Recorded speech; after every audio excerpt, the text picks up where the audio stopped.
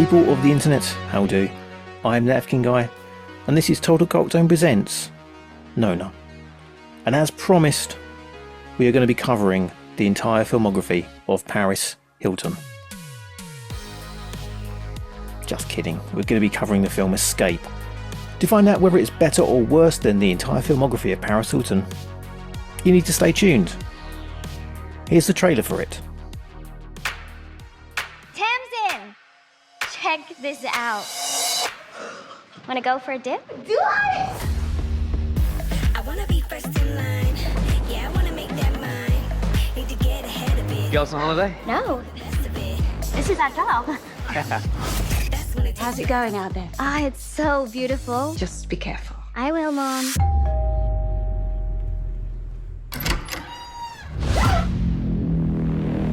I may have something for you. Maybe two. What do they want with us? Isn't it obvious? Look at us. Oh yeah, it's on. It's fine. Hello. Hi. Sorry. I was like, is this working? Zoom, hello. In the most usual Nona way. Yeah, my apologies. I made a cup of tea and then was like, actually wouldn't mind eating some toast as well. So I've made toast. Have you got peanut butter on the toast? No, just normal margarine. Because I can't eat dairy, but I do sometimes miss that how luxurious butter feels when you have it on there. But then I say luxurious, I think it's more I just miss salt. Recently moved that to, well, vegan butter anyway. I don't quite get the difference. I don't think I've ever have, so. Yeah, I tried the vegan stuff because obviously with me not being able to have dairy, like I do have that sometimes. But I don't know. I don't know how to describe how it's different. The margarine for me at least is better. I can't believe I'm coming into this like just talking about margarine. Like, how old am I again? 20. That was how old I was when you met me. I was like easily 24, 25, I think, when I first encountered you across the interwebs. Yikes. And I am now almost 38. Oh dear. I'm getting way too old for this. Yeah, I feel that. Actually, I'm peak age for podcasting, apparently 45. 45 bald and beard. Well, I don't know I don't know where I fall into like peak podcasting. 30, nearly 38, goth. Maybe YouTube star? YouTube podcast? Yeah, but what would I YouTube about? I think this is the thing, right? Because a lot of people, when they do that kind of stuff, they tend to do like something quite niche. I don't know, like I don't think anybody wants to have a full YouTube series of here's everything I've hyperfixated on this week. Yeah, I have the issue of not being able to niche down on anything, which is why the podcast has gone so randomly over the years.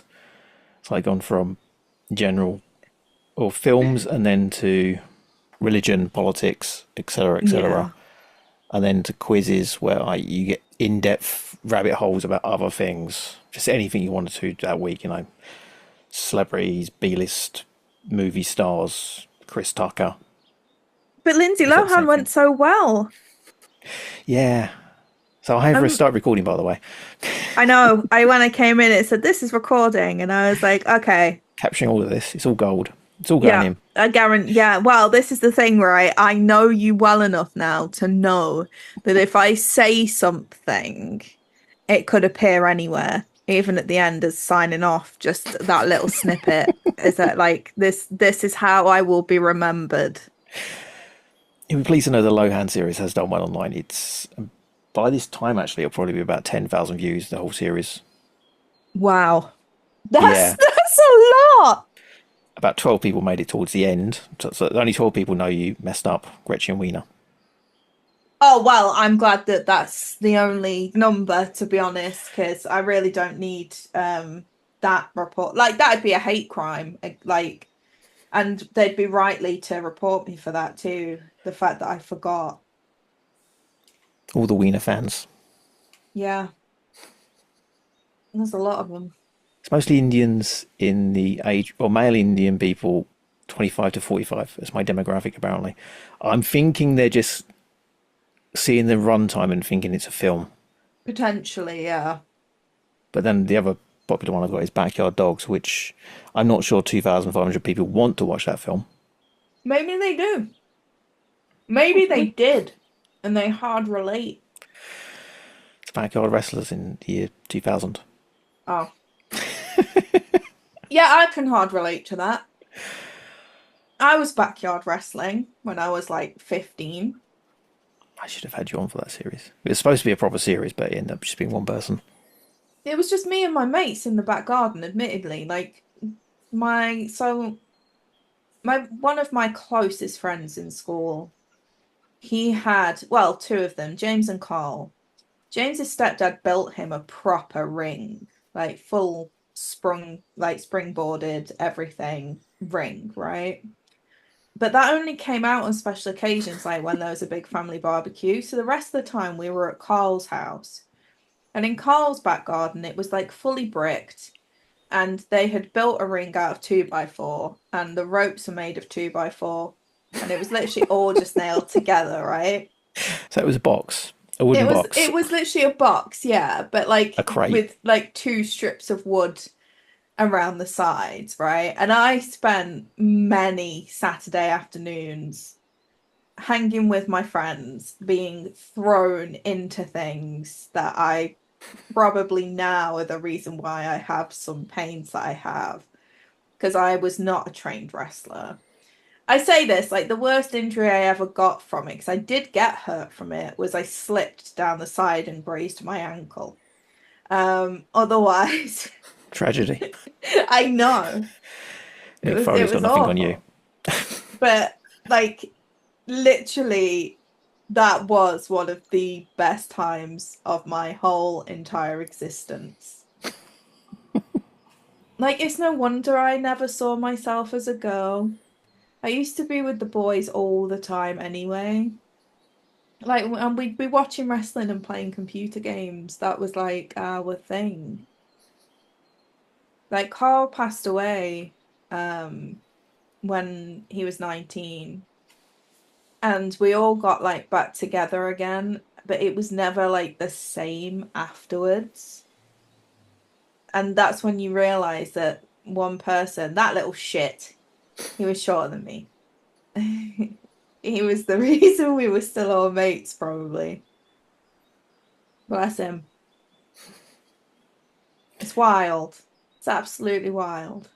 So everybody, this is Nona. Hi, sorry.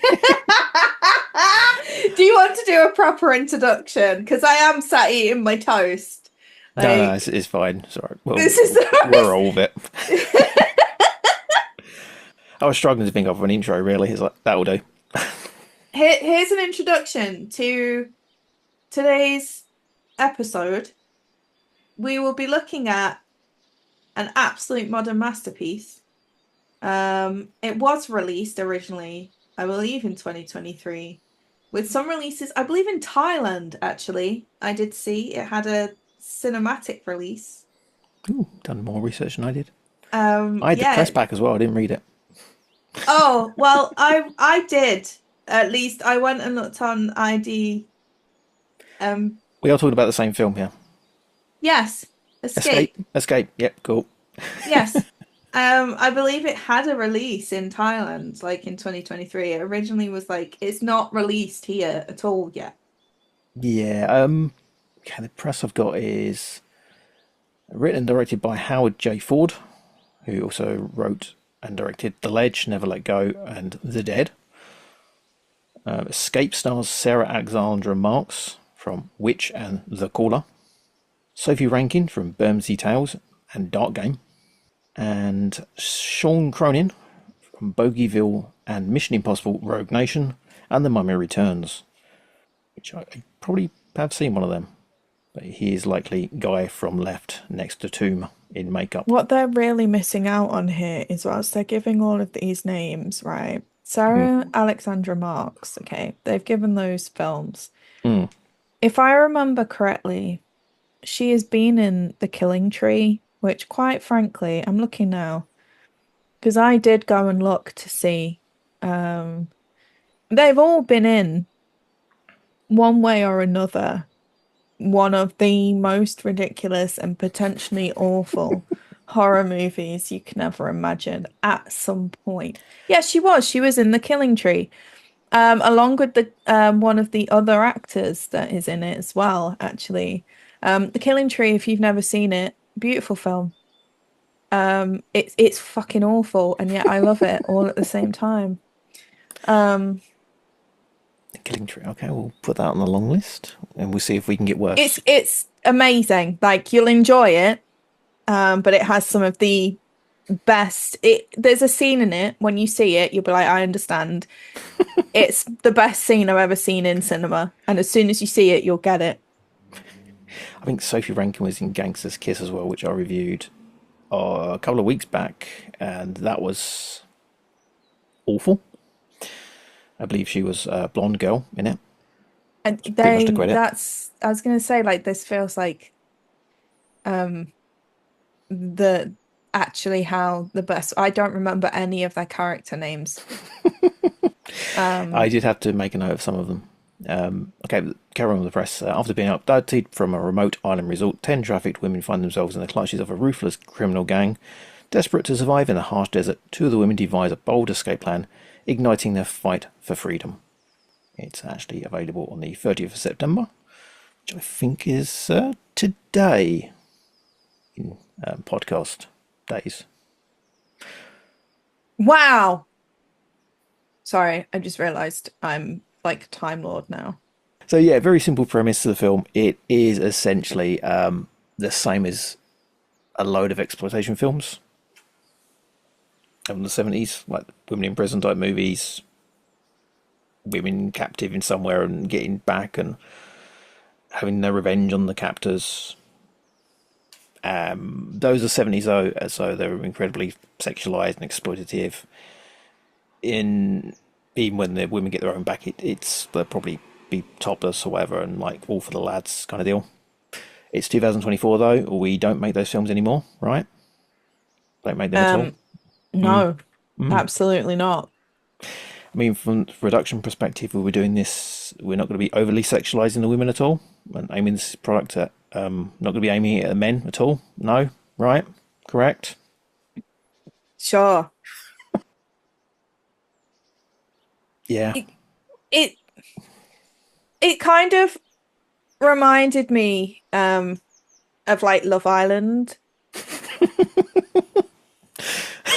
Like, I was waiting for like Ian Sterling and Laura Whitmore to just like start talking. There would have been a bit more variety in terms of cast though. I know there is the whole thing of the people want blonde women. So all 10 of the women are blonde. They are all blonde, yes. It's hard to keep track of them. Yeah, because they all look very similar as well. And this, like, I feel like this is so unfair because they're all beautiful women. But I couldn't remember their names. One of them I just had to nickname Quality Ass, and even then I lost track of who that person was. Because that was what one of the guys in the film nicknamed her, and then I couldn't remember which one that was after that. Was it Carla or Tamsin? Because they were the first two, the main two you think you're going to be following. Well, I thought it was Lucy. Lucy was the one that come into it about 20 minutes in. Yeah, but this was said during the beach scene, so they were all on the beach. And Carla and Tamsin had gone and had like... They'd gone to the beach and whatever. Lucy had already been introduced. And then there was a scene where they're sat in the guys are sat in the car with they only said magnifying glasses. Binoculars? Binoculars. Thank you. I love the thought of them with a magnifying glass though. Like, oh yes. That is a blonde woman. You're right. It's a periscope. Maybe, Yeah. maybe one of them. That would have worked a little bit better. But Azumi Inna. zoom And in a wrap. there was a woman in a blue bikini doing yoga, but it was like on some rocks, and I don't think that was Carla or Tamsin because they were on the beach. But one of them was wearing blue. So I don't remember, but it was whoever it was who was in that bikini, who was doing yoga near some rocks, who got called quality ass, and I think it was Lucy. I think. Yeah, I mean, at least the guys had some sort of defining features. They were generic, but you had the eye patch guy, the herpes guy, and Jason Samosa. I'm so calling glad him. I wasn't the only one who looked at him and thought, oh my God, he needs to see a doctor immediately. Yeah, I don't know if that was a character choice or makeup choice, or he actually had it, because it was like, oh, that's It was unfortunate. really bad. Like, it looked painful. But then if he's like a sleazy guy, maybe it is a makeup choice. Yeah, I want to give a big shout out to Chelsea, who was the special effects makeup artist on this film. Because at one point there was some missed gunshots on people's bodies that I really thoroughly enjoyed, and I don't know if that was Chelsea or the special effects guys, but yeah, she threw it out of the park on some of it. That's one thing. It's quite good. It's like there was some eye trauma, quite nice. I mostly enjoyed how they all looked like they'd invaded the Halloween scars section of the supermarket because they all had the same one on their arm. I think that was one of my favorite observations. It's like it's all the same thing. They've queued up at Morrison's here. Maybe they were abducted the same way. Because I know they're in. Was it 10 girls get taken to this But shady they weren't, character's house? because they were discussing this because one of them wasn't knocked out. I can't remember. Oh, she was dragged off the streets and then she was knocked out. Another one was drugged. Tamsin and Carla were just dragged from their house. Yeah. And all because Jude, who, I'm sorry, was supposed to believe is a lovely guy, by the way. Well, he's got a grandkid that's sick. Is it a grandkid? I don't know if it was a grandkid. It was a kid. It was his kid. It was his kid. The thing I really enjoyed about it was like, oh, maybe we should make Jude not the bad guy. Okay. How are we going to do that then? We'll give him a kid. Awesome. Yeah, he has to do it because he's got a kid to pay for some surgery for. Yeah, and I've never wished for anyone still to die. Okay, we'll have a 2-minute spoiler zone at the end of the episode because I'm trying to keep it, a little bit, a bit of a I surprise never for people said who wanna watch this. I never said whether he dies or not. I know. I've just you want him to die, even though he's a nice guy, really. he has a selection of one Hawaiian shirt. But yeah, they're all abducted different ways, and I don't know where this place is, but it's like an anti-tourist advertisement for women. It's like you go there, you can't do anything without getting abducted. Where can I? Just existing, maybe. I've forgotten. Where was the film supposed to be set? Was it like Spain?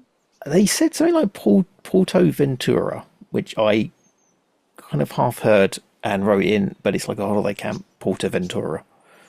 So I don't know if they just made a place up. They're not, because any country this was set in and they said it, they'd be like, I was going to say, because the What the accents fuck? of the police was Russian.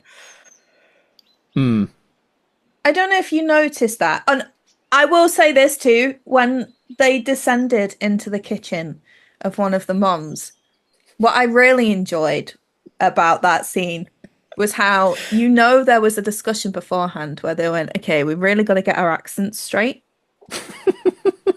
So who is going to do an American accent and who is just going to maybe just roll with it and see what happens?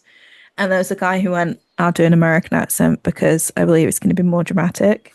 Like, okay, cool. What about you? Yeah, I'm going to agree. Like, I have absolutely no business in being part of any sort of British operation to find a missing girl, but I will do a generic American accent. Okay, cool. We've got this covered. And then it rolled around to one of the women and she went, that's just stupid. I'm using my own accent. And that's what she did. It was great. Yeah, this was the other side of it where they went to the parents of the abducted girls, and it was a massive search was arranged because they hadn't updated the social media accounts for more than 40 hours. Yeah, And it was all done because I believe it's Carla's family is loaded. So Carla's family's apparently loaded, but we don't know why.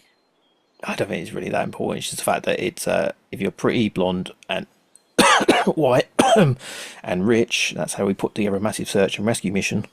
I'm going to say it does matter, given that we also had to listen to Carla's law.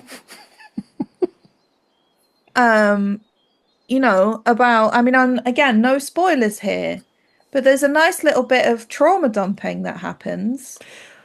And we had to hear about it, but that still doesn't explain where Carla's money came from. And I'm going to say this, for what happened, and given the money, if Carla's parents can afford, indeed, to get in, I guess, the Secret Service. Yeah, because they had like satellite.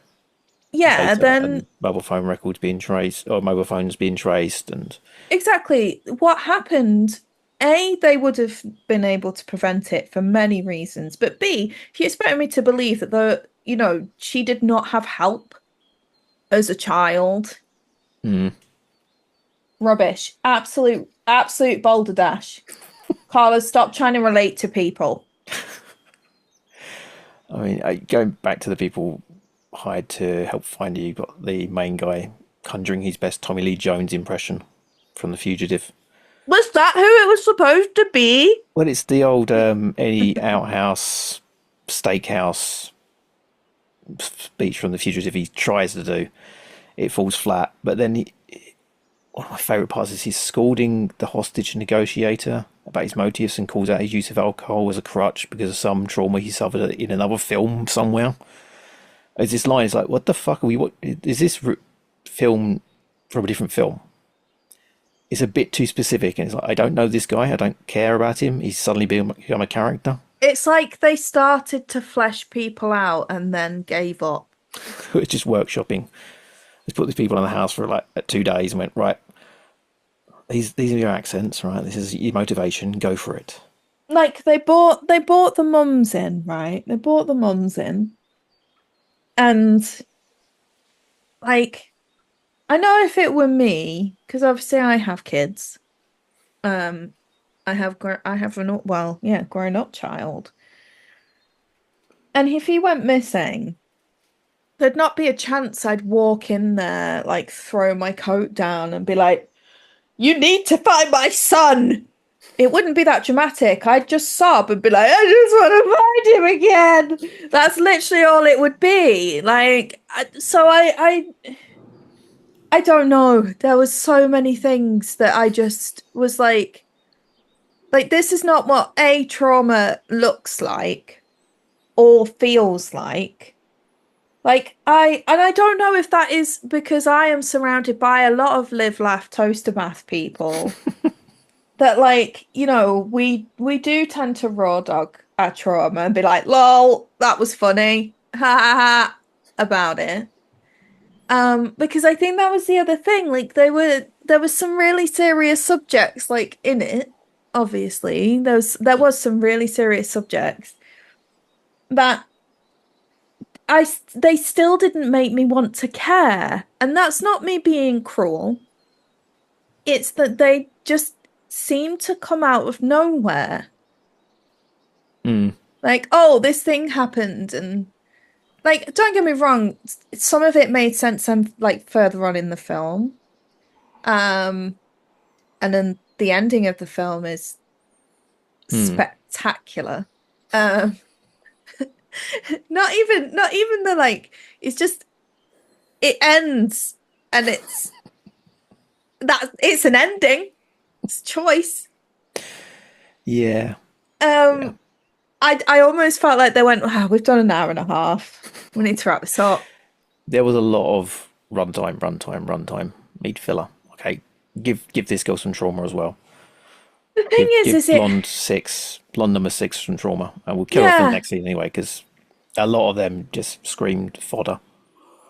There was the thing with the actual story is it actually has a hell of a lot of potential as a film. Like, I will say that. Like, I think if you were going to have a retribution film, because I think this is why, like, it intrigued me for sure, because you do want to hear the stories of the, you know, people who go through that kind of stuff, who valiantly fight back and manage to escape, right? That's what you want out of humanity, is the innocent people to, you know, win over the bad guys, right? But because they tried so hard to make it personable, whilst, you know, putting in a whole bunch of the cliches that you would get out of, like, what I would see as B movies, it was flat and disjointed. Like, there was moments when I was like, oh, that actually was really good. But then it would, like, there'd be something that had happened, like a fucking voice changer had come in, like, you Midge, and ruin it, like, straight away. And I'd be like, ah, goddamn, like, you almost had that part. I mean, I saw the premise for it, and it's like, okay, it's an obviously exploitation film premise, but you're gonna do it differently, right? As I said, like in the intro to the thing, it's like you're not expecting like male gaze crotch level shots on women when you're aiming a film at being a bit girl powery and empowering, and you got all these, I'll say, the serious subjects brought up with the trauma. It's But a then it's serious aimed at men. subject it's a serious subject in the first place, because particularly if you look at the news at the moment, we know of one, I'm not going to mention names, but there is some alleged case at the moment, court case, with an alleged, I guess we'd call them influencer, where they have been alleged to been involved in see how many times I'm saying it, sex trafficking.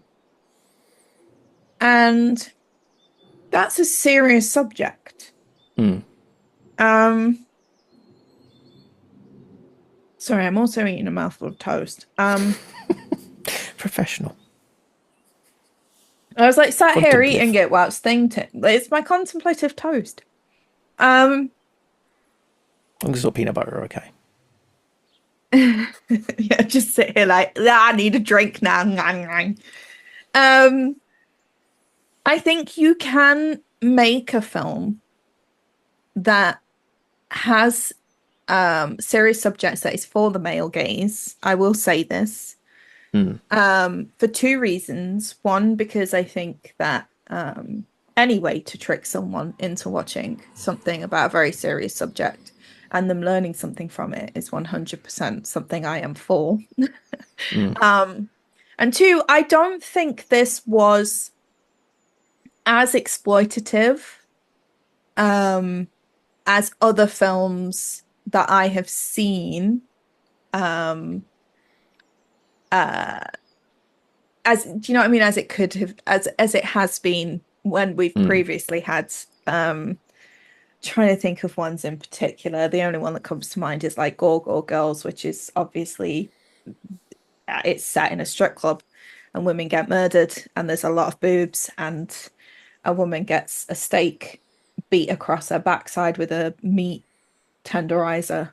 It's actually one of my favorite pieces of cinema because it's so bad and yet it's also very funny.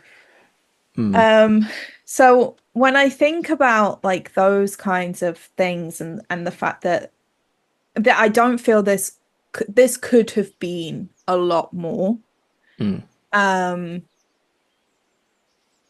were there moments when it absolutely felt like they said to them, "We need you to supermodel walk that part"? Abso-fucking-lutely.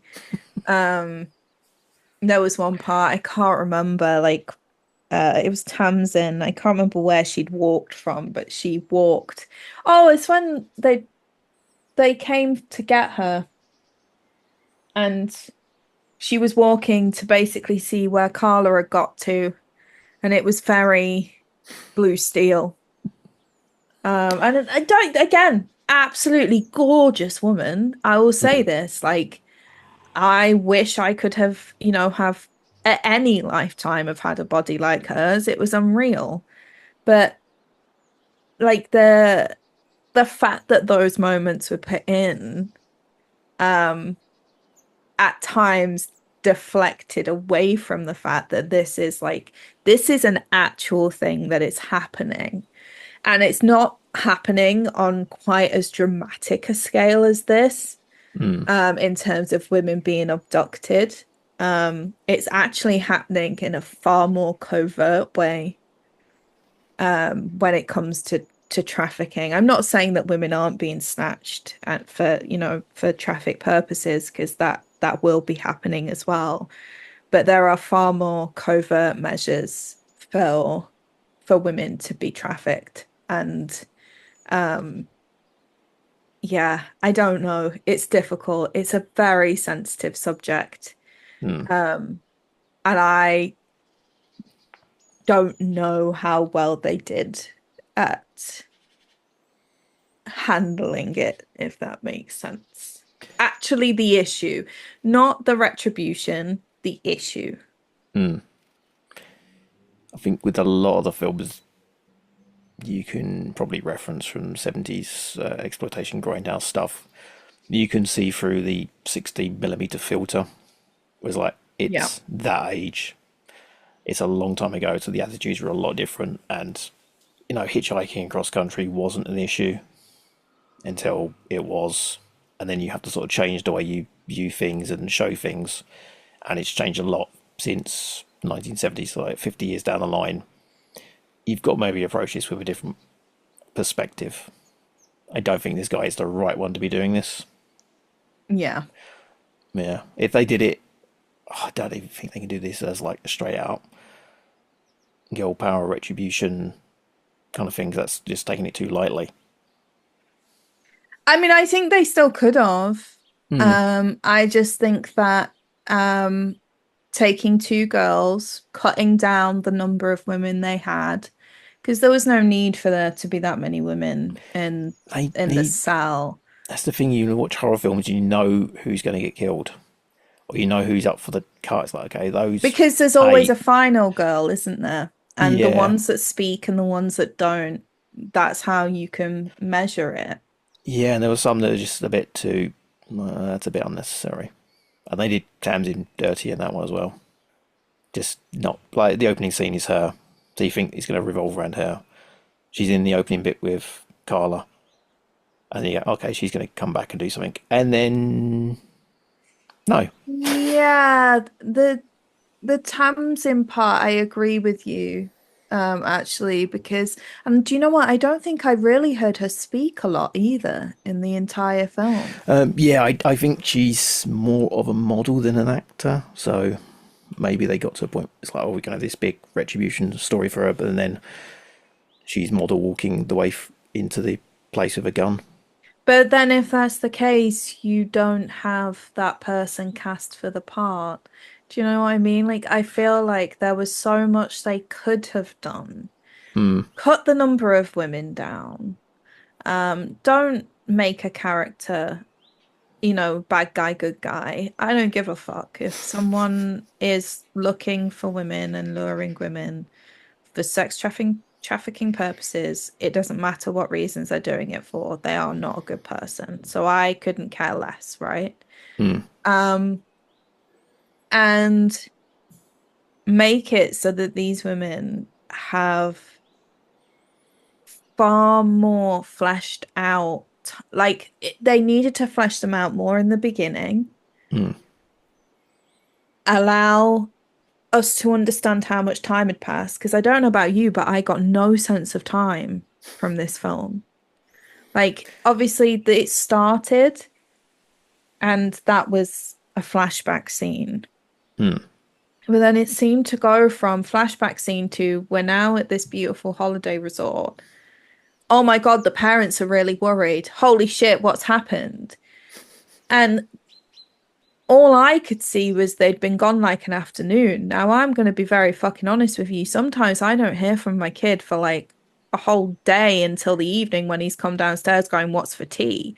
Like, There was a point where they did say the foreign authorities wouldn't do anything because they hadn't been officially missing for 24 hours and they hadn't posted on social media for 40 hours. So there was a little bit there, but like you say, it's not. I mean, my parents haven't heard from me since I got back from Berlin. yeah, there That was a is week not ago. a single parent. There's not a single, like, don't get me wrong. I sort of understand it in the social media age. Like, I think there is a nod to the fact that there will be people who are very chronically online. But it still didn't make sense to the fact that, like, how panicked they were getting. Mm. Like, oh no, like, they've been gone so long and we've heard nothing. Like, have you heard nothing? Or, like, this is helicopter parenting. Leave them alone. I mean, obviously, don't leave them alone because they were sex trafficked, and they were right on. But the flip side of that is still, yeah, I don't know. I find it very confusing. Okay, let's wrap this up. It looked alright. Acting levels varied. Not sure who it's for though. Yeah, I don't know either. And I will say that because I don't feel like there was, it wasn't massively sexual. I'll say this. I'll say that word. There wasn't a lot of that, the slow-mos or anything like that, close-ups. There wasn't a lot of that. It wasn't really an action film. Because I'm sorry, although I will say I admire Carla. Is it Sarah? Her name? Yeah, Sarah. Being able to run in fucking wedged mules across desert, like chef's kiss, well done. She deserves an award just for being able to pull that off. Yeah, I don't know. It was all right. I didn't feel I'd wasted all of my time. And I've watched some real shit, so Okay, that's going on the poster. no, I really have that, and we know this. Okay, where can we find Nona online these days? You can find me on Twitter, at Nona Marana. Same place, never left. I've died and, been on spaceships and all kinds of shit. Still there. Okay, and you find my stuff at totalcultzone.com. All my stuff is on there. Go look at my stuff. And we'll be going to a 2-minute spoiler zone in a second after the music is finished. We get 10 seconds of silence.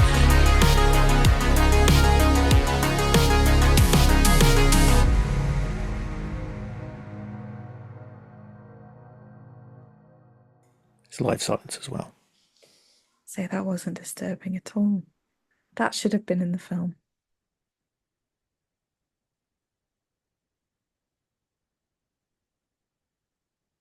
The spoiler zone is about to start. If you don't want the film spoiled, and why would you?